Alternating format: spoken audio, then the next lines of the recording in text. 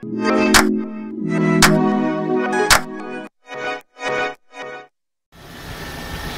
everybody, welcome back to the channel. Yes, and as promised in the previous video, in this video I'm going to be changing my main beam headlight bulbs. Can you see why? Because they're yellow. Lovely, isn't it? So yeah, I've bought some replacements. Let's show you what I've bought. Right, it's a little bit windy again today. As always, it's England. It's not raining at the minute, but it probably will in a sec. These are the bulbs I've gone to. Again, they're the Auxito ones. Let me show you where it says. They're the H ones, which are the ones for the main beam, and they're 6,500 Ks. Operational life 3,000 hours, 30,000 hours even. 3,000 hours, even though I don't do that much night driving. But yeah, I just thought I'd upgrade them to match the fog lights and the Xenon dipped, and also some of these for the side lights that I used before. So yeah, same procedure as before. You've basically got a bolt on here to undo. The headlight unit slides out. It can be a right pain in the ass, this one especially, so I'm going to start with this one. Yeah, unplug it and then I'll show you the back of the light. Right, so I'm going to start off by removing this one. I've decided to use a wide flat blade screwdriver.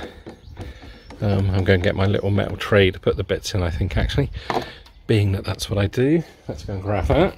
There we go, metal tray is there. It's magnetic, that's what I have. Well worth buying, like I say, all slots in there.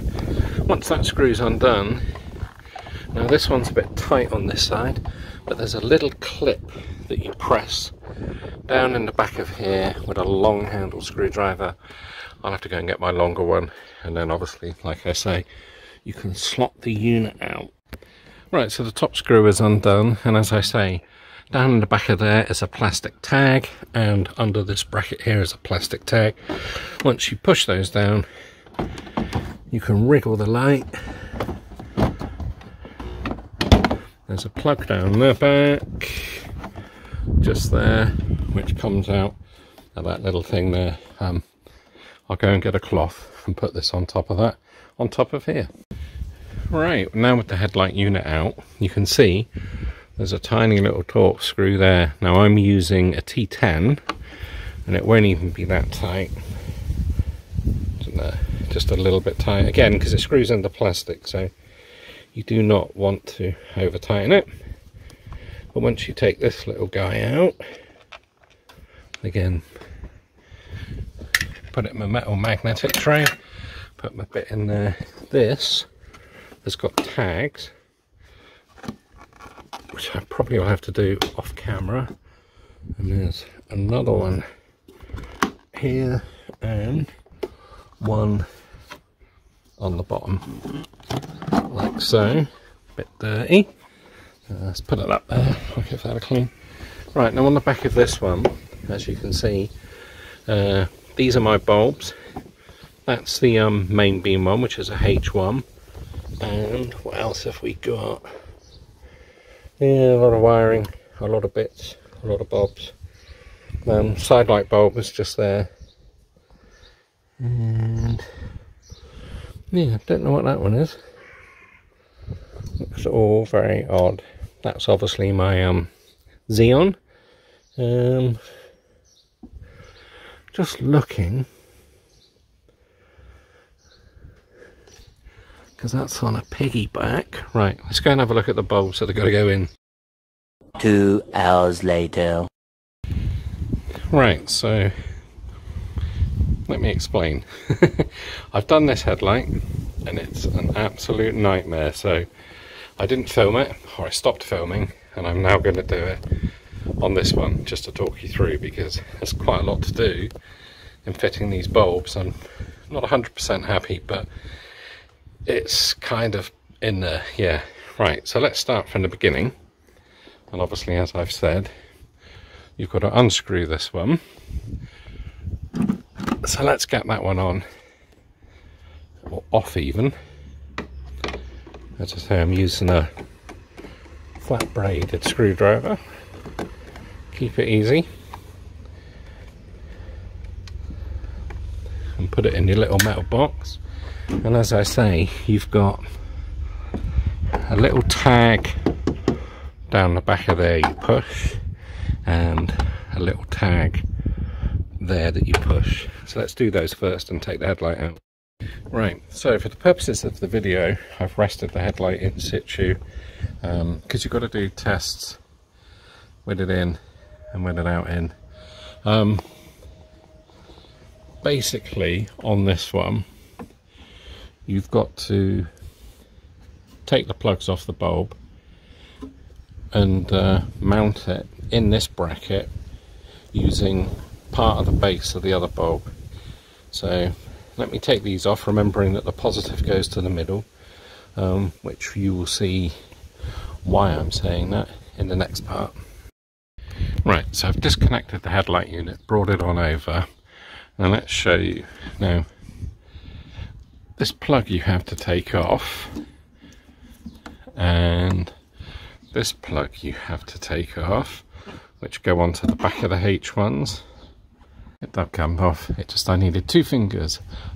So yeah, like on the old traditional ones like this, you've got a little spring clamp that you lift up like so, and then you take out the original H1. Now these are Osrams, well the other side was. Let's just double check on this one. Yeah, Osram, Germany, there we go. Right, so let's put this one back in the box. Now, the ones they send you for the Focus ST are like these. And they've basically got a removable base bit, 2 wires, positive and negative, as you saw. And yeah, this piece here, this collar, rotates for different things. Now obviously on this, the way I've done the other one is I've got the wires running out the bottom. This has to go in this way, so you want to make sure this removable bit lines up with that. Let me show you. So yeah, so this little sleeve here you actually remove. It comes off. It's got like a couple of rubber grommets on there to hold it on. Obviously you don't really want to handle that, but it's not the same as a conventional bulb. So let's take that off that a minute. Put that back in its box to keep it safe. Now, this bit here, you want to line up. My hand's in the way. Right, this edge here, you want to line up with the edge in there. Like so, so that fits in there. All feels a bit Heath Robinson to me, but there we go. This clamp here, which is your spring clamp, comes back across this and locks that in place. So that is now locked in situ in there. Now the bulb that you've got here, you want to make sure. Now the way I've done it is I've put the wires going to the bottom like that. So let's just double check. That's the right way there. So what I mean is that bit slots in like so. Move those out of the way like that. And then that pushes down. Now you can rotate that around in the headlight unit. Like, as you can see, mine need a blooming good polish, like that, so you can actually get the element right. Now the thing is, the manual actually says that you can rotate that up the other way if the beam pattern's not right, which seems a bit weird because it's, yeah. Anyway, so once you've done that, you've then got to wire it in. So out of the back of the bulb unit, you've got a positive and a negative, right? So the red is positive, which goes to this one here, and the negative goes to this one here.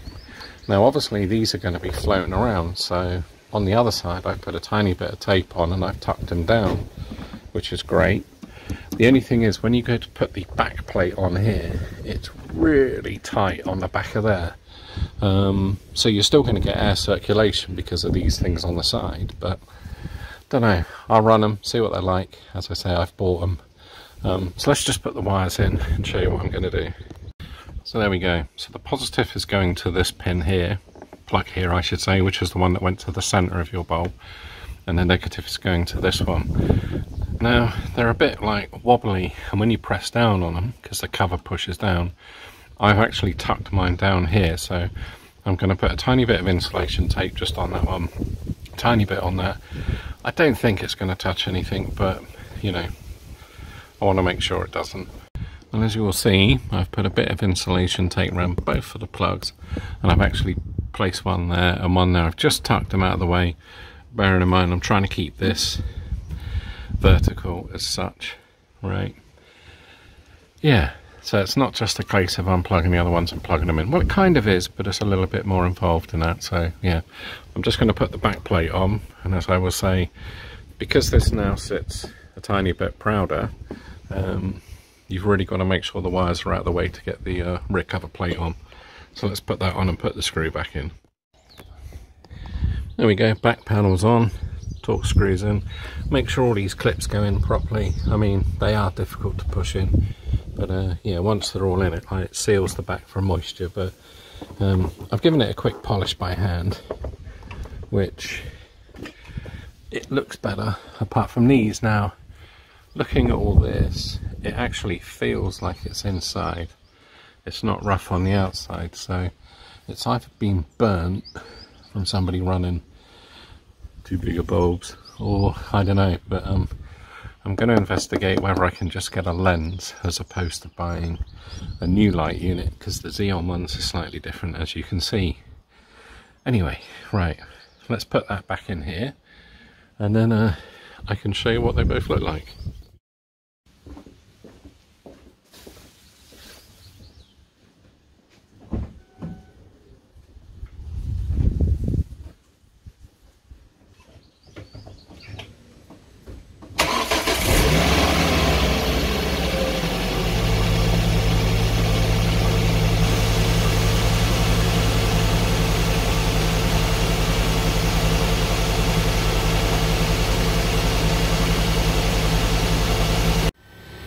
There we go, the car is all done. As you would have seen, all the lights work. They're much better, but obviously now I'm going to have to test them when it's dark, which isn't going to be for a while, so perhaps I'll do that in the next video. But yeah, accomplishing quite a lot with the car lately because the weather's been goodish, not brilliant. I've still yet to wash it, but yeah, as per usual. Thanks for watching. If you like the video, give it a like. If not, give it a thumbs down. But yeah, whilst you're there, click on the subscribe. I'm so close to 1,000 subscribers. Yeah, it's been lingering. What have I got coming up next? Well, I'm going to be replacing this. That's all cracked. I'm going to be washing off the bird poo, and I've also got some upholstery cleaner, some special stuff for automotive use. It's very fruity, so I will be doing that in a video coming up very soon. So until then, I'll see you in the next one.